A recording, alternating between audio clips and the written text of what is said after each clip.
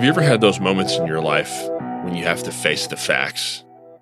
You ever have a moment in your life where you have to just face the music? You have to come to terms with something that you've been doing that has been pulling you off course, something maybe where you've been coming up short. You have the wrong perspective on something. I think it's very easy as Christians for us to do three things: compare, complain, and criticize. And I think this is another reason why a lot of people who are outside the church look at us as Christians and they think, well, I don't want to be a part of that. I'm not interested in that. I don't want what they have. I want to talk about these three things today. And I think it's really important for us to consider what the impact is of comparison, complaining, and criticism. Because this is happening in our culture every single day, especially on social media. This is a thing that you see, and it's a lot of people are flexing on social media. They put up their best pictures with the filter and everything else that makes them look like they've got everything together, that they're living the life, quote unquote. And as Christians, I think it's easy for us to fall into that trap. I know I've fallen into that trap before. I know that I've caught myself comparing myself to other people on social media. I've had to acknowledge that in my own life, and I've had to take some time to just do some self-reflection, to do some self-audit, and look at my life and be like, well, why am I doing this? Number one.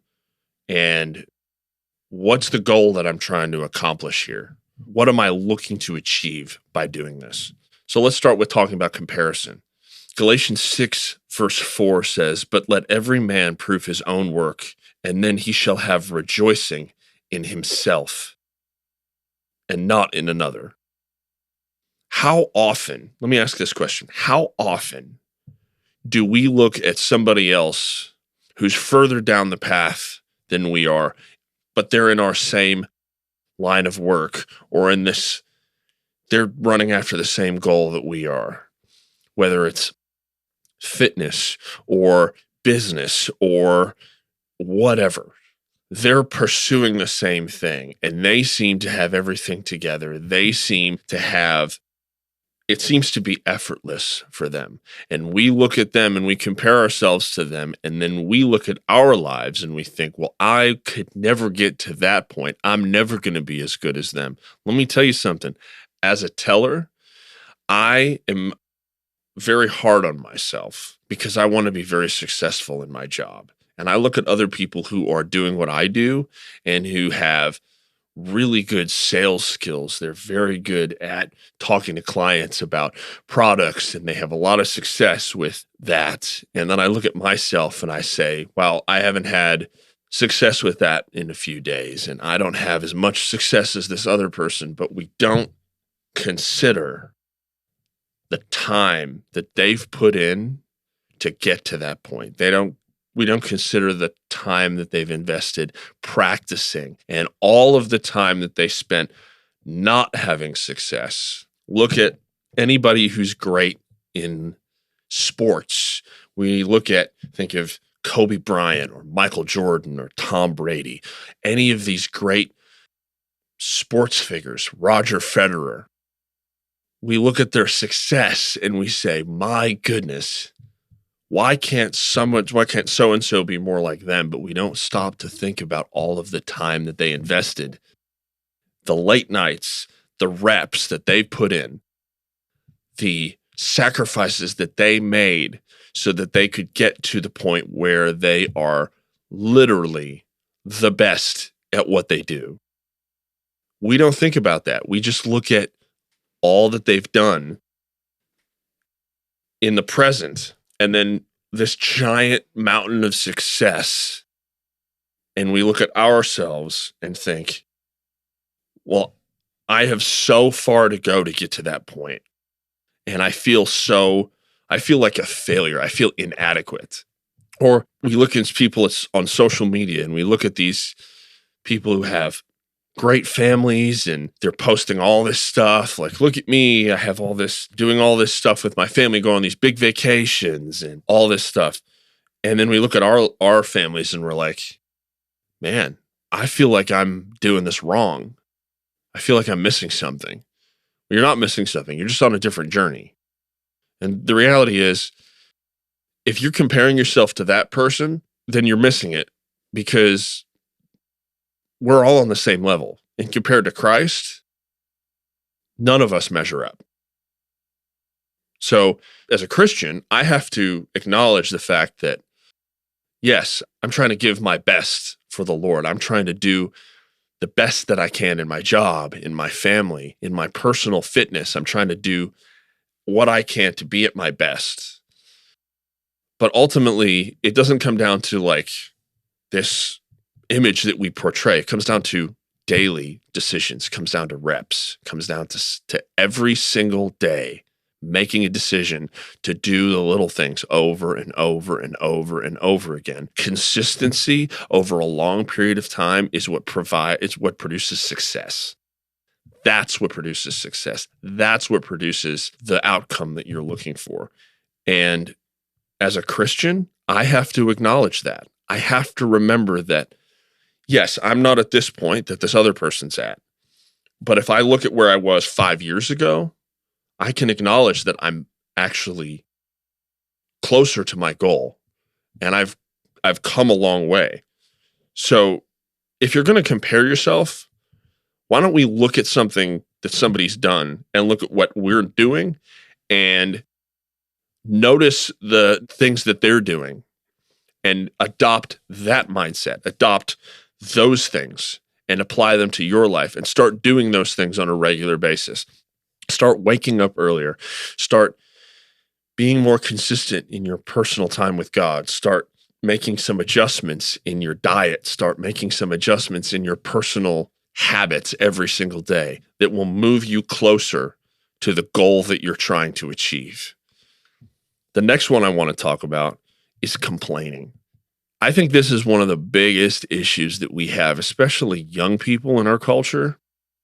They complain about everything. They want to show up.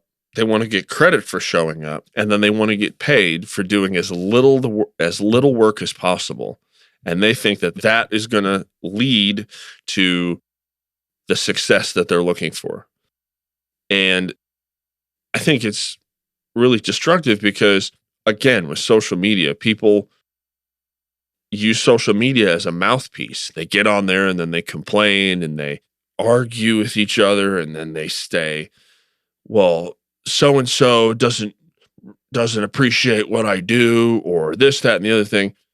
And the scripture is very clear about this. Philippians 2:14-15 says, do everything without complaining or arguing. Then you will be innocent and without any wrong. You will be God's children without fault. But you are living with crooked and mean people all around you, among whom you shine like stars in the dark world. So let's break that down. For the first part of that verse says, do everything without complaining or arguing. That's a command. Paul is telling the Philippian church, don't do what everybody else is doing. Don't complain. Don't argue. When you're given an assignment, do the assignment and do it well. Don't complain because it's something that you think is, oh, this isn't going to put me in a spotlight. This isn't going to put me. Yeah, well, if people, you got to remember, like I said earlier, those people who were in the spotlight, they were grinding in the dark. They were grinding back in the corner for a long time, doing the menial, like the uncomfortable jobs.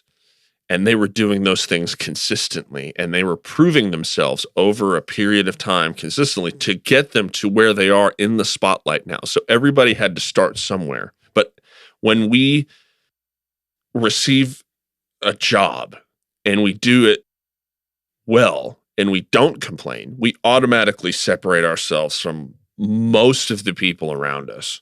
Instead of being ticked off about, oh, I got this job and this other person got this other job and that job is cooler than this one and it's more fun than this one. Well, okay, but they've done this job that you're doing before as well. And The more you do stuff without complaining and arguing, the more responsibility that will be given to you, the more trust people will have in you, and then the more status you will receive, because those people will give you more, they'll give you more and more responsibility, and they'll give you more and more you'll gain more and more influence. Not obviously for yourself. Remember, we're doing this all for the glory of God, but you will be elevated to higher levels when people can trust you with more responsibility. And also, because you're not complaining, because you're not arguing, you'll live without reproach, and then people will be able to depend on you, and they'll speak highly of you because they know, hey, so and so doesn't complain about stuff when we ask them. So and so doesn't argue. They just take the assignment, they do it, and they produce a result. And they do it over and over and over again. And then they can look at your track record and say, yeah, that person's reliable. That person's dependable. I want to be that. I want that person on the team. And maybe at some point, I want that person to lead the team because you've proven yourself to be reliable and consistent. And you have gained the trust of the people around you and the people that are in authority over you. So they know that they can count on you.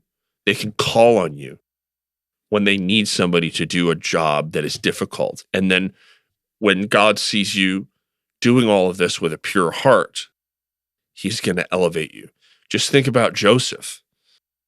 Think about all the things that all the responsibilities that Joseph was given and the way that he was elevated into the position that he ultimately ended up in. He was honest before the Lord, and the Lord knew he has a pure heart. So I'm going to elevate him because I know that he's doing this for my glory and not his own. And we have to also understand that we're surrounded by people who are crooked and mean, people who do not follow God, people who do not live lives that are surrendered to God. So they're going to try and manipulate us. They're going to try and influence us. Don't be distracted by those people. Just remember, everything that we do is for the glory of God. And we're not living to impress the people around us. We're living to glorify God. We're trying to elevate his name in what we're doing, not our own. Don't be a complainer. No matter how hard or annoying a job is, do it and do it well. Remember that everything that we do produces a result. And the more that we produce, the more results we produce without complaining, the more responsibility that we can be entrusted with, the more opportunities that we'll get, the more trust people will have in us. And the more times people will call us for those big things. I've gotten some seriously amazing opportunities in my life because I was just consistent in the little things. I've gotten to lead worship with Grammy-nominated worship artists. Not because of who I am, but because of who God is, and because I was consistent in the little things of preparing and practicing my instrument every week and making sure that I showed up on time. And then God gives me these opportunities to lead worship with people that I never thought I would have the opportunity to do it with in my wildest dreams. But that was just because I was consistent. I was waking up every day, every week, applying myself, doing the things that I needed to do to produce a result and to remain accountable to people who needed me to do something. And here's the reality. That job that people are asking you to do, it still needs to get done. When you're complaining and you're arguing, you're just delaying the accomplishing of that job, which is affecting the team around you. And everything that you are doing is drawing negative attention to yourself instead of moving the team further down the path that they need to go. So when we're at work and we have a job, whether it's, filing, or if you're in construction doing certain menial jobs that seem very tedious and very boring and very exhausting. Doing that job without complaining helps the team, but it's also going to eventually put you in a better spot, because again, those people that are in authority over you, they look and they say, so and so's always showing up. They're always on time. They're always ready to work. They never complain. They always do their best. They always finish the job that we ask them to do. The last one is criticism. Criticism is something, and again, on social media, this is something that I think is really, really damaging. It's really destructive, especially around election season. It's really easy to see where people stand politically in an election season, because I go on social media and I look at what people are saying to each other, and it makes me not want to be on social media anymore. It makes me just want to get rid of it completely, because I look at these people and they're saying these things that are so hateful to each other, all based on what their political beliefs are. And they think that they're superior to another person who has a different political opinion than they do. And so they rip this person to shreds on social media, and they say all these things, and it just turns into, again, complaining and arguing. Brothers and sisters, we shouldn't be involved in this kind of stuff. You can have an opinion and you can make an observation, but if the whole reason you're going on social media is to trash other people who have different opinions than you, I mean, what are we doing? We're wasting our time, and we are not displaying the love of Christ to everybody that's reading the comments. We have no self-control. And listen, this is a problem for even Christians, man. I mean, I've fallen into this trap before, and I've had to limit the amount of time that I've spent on social media, because I can see how much of how quickly I can descend into that same behavior. And it's not benefiting anybody when we're doing this, but that's just one example. James 4:11 and 12 says, "Do not speak evil of one another, brethren. He who speaks evil of a brother and judges his brother speaks evil of the law and judges the law. But if you judge the law, you are not a doer of the law, but a judge." Again, this goes back to what I was talking about a few minutes ago. When we're complaining and arguing and we're wasting time just criticizing people, we're not doing the thing that we need to do. We are not doing our job as Christians. We are drawing negative attention to ourselves, and we're being really, really critical of other people, which is the opposite of what Jesus called us to do. A friend of mine said something a while back that I think really applies to this situation, and it's absolute truth without absolute grace is absolute brutality. We can state the truth, we can stand on the truth, and we can share the truth, but if we're doing it in a way that is not seasoned with salt and not presented in love, then really it's just coming across as judgment, and it's coming across harshly. We want to live a life of truth and transparency, but if we don't lead with love, we won't empower people towards a life that changes the world. We have to set the example and model for people what this life is all about. Don't criticize people if you have no idea what they've been through. That's a big one. Everybody comes from a different place. Everybody's got a different story. If you're judging somebody and you don't know their history, you don't know what they've walked through, you don't know the struggles that they've had, you don't know the sacrifices that they've made, what are you doing? You aren't loving that person. You're literally just judging that person. And I see this every day on social media, again, not just in political conversations, but people who are living a life that's different than you. And listen, here's the thing. You're allowed to disagree with that person, okay? You're allowed to disagree with what their life is, and if you can see that their life is not consistent with what Scripture calls us to do, you're allowed to do that. What you're not allowed to do is make that person feel like they're a piece of trash because they aren't living a life that's consistent with what Scripture says. Well, maybe they don't have any idea what the Scripture actually says because nobody's ever shared it with them. Think about that. Maybe nobody has ever told them, hey, this is what God created you to be. This is who God created you to be. This is his idea. This is his will for your life. And I know that's going to be, at times it's going to be hard to hear that because it makes us aware of where we are falling short. So it's hard to swallow that for people. It's hard for me to swallow that. And I've been in church literally my whole life. But I still have moments where I'm like, yeah, this is a hard pill for me to swallow. But when it's presented to you in a way that is loving, instead of just telling somebody that they're a piece of trash or whatever, then that person might be a little bit more receptive to what you have to say, and they might actually want what you have, as opposed to just telling you that you can shove off.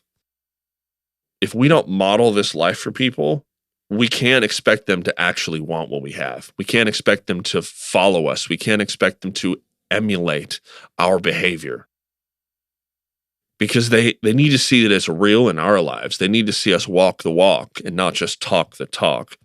And listen, here's the truth. We do ourselves no favors if all we ever do is criticize people. If all we ever do is appear like we're morally superior to them. Nobody's morally superior to anyone. The only one who's morally superior is Jesus because he's perfect. We're all on the same level. We're all imperfect. We're all flawed human beings. I'm just trying to share with somebody, hey, I used to live the life that you're living. I used to make these decisions. I used to do these things. And now I don't. And here's why. Here's why I was able to say no to X, Y, or Z. Right? And one of the things, not that this is about politics, but follow me here. One of the things that I see that's really destructive is one side is spewing hate and the other side isn't. And it's interesting because I've listened to a lot of stories of people who've gone to political rallies, and rallies that are hosted by a certain candidate have a totally different reception than other ones. And I think you guys can understand where I'm going with this. I'm not saying that we have to agree on everything. But what we have to do is we have to be able to see somebody else's opinion. So let's just think about this for a second, everything that we talked about. So first of all, comparison. It's a trap that's very easy to fall into. Everybody falls into it at one time or another. Understand that comparison, when you're comparing yourself to somebody, if you're not watching what they're doing, auditing what they're doing, taking notes and applying that to your life based on, hey, I want to grow in this area. Let me look at this person over here. Okay, they're doing X, Y, and Z. So I'm going to adopt that and put that in my life and start doing these things because I want the outcome that they have. I want to get to this point where they're at. Instead of just comparing yourself and feeling like, oh, I'm inadequate or I'm a failure, I'm never going to get to this point.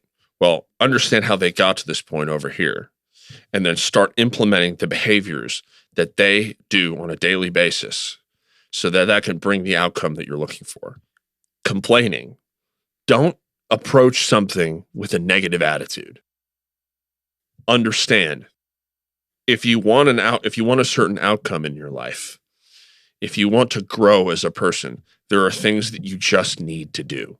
So the more you can do those things without complaining, the more influence that you will have, the more responsibility you will be given, the more your status will increase because people who are in authority over you, supervisors, managers, leaders, will look at you and they'll see that you are consistent, that you're reliable, that you're dependable, that you are hardworking. They will entrust you with more responsibility and more influence, and that will move you further along the path, that will move the needle for you. And it will also give you more, you'll have a greater impact because people will be able to trust you, and then they will bring you to places that you couldn't go if you didn't make these little adjustments and make this consistent behaviors day in and day out to grow as a person. Everything that we have to do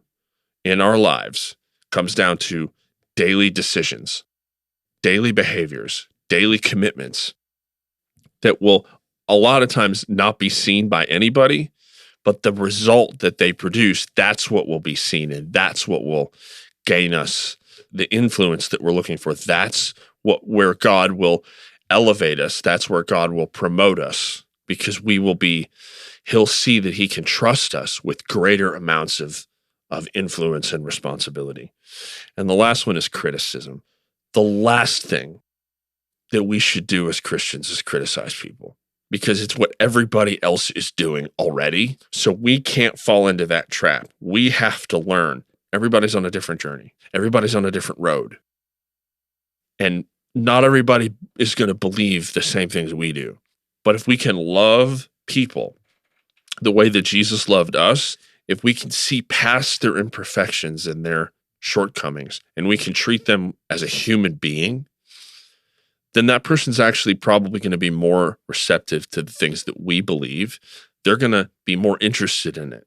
We're going to build a greater amount of unity with those people. And ultimately, right now in our culture, whether it's politically or just on a human level, unity is so important. It's something that really, it needs to happen more and more in our culture, because certain people are working overtime to divide and to separate people based on the most ridiculous factors. So every day we have to remember that while it's very easy for us to criticize other people for not showing up on time, not doing X, Y, or Z, that's just distracting us. It's just noise. Stay consistent, stay faithful in the little things, work hard and be consistent. But when somebody gives you a job to do, just receive it and do it well without complaining. Accomplish that goal, accomplish that job, and do it on a regular basis. Don't do it begrudgingly, but do it with a good attitude, and help those people around you. And then look at people, as humans. Remember that everybody is on the same level. Every one of us are trying to strive towards the same goal. That's all I have for you today. Remember, as always,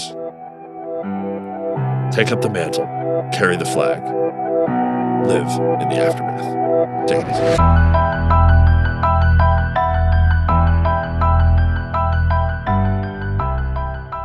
Hey guys, thanks for checking out that episode. Make sure you like, comment, and subscribe, and continue to share these episodes with your friends. Check us out on YouTube and on Spotify. And if you ever want to send us a message, please go ahead and do so. I'm going to try and respond to your comments as much as possible, and I will read those messages and I'll get back to you. Any questions that you guys have, feel free to send them over. We're going to try and answer those questions as quickly as possible. Again, thank you for checking out this content. God bless. See you next time.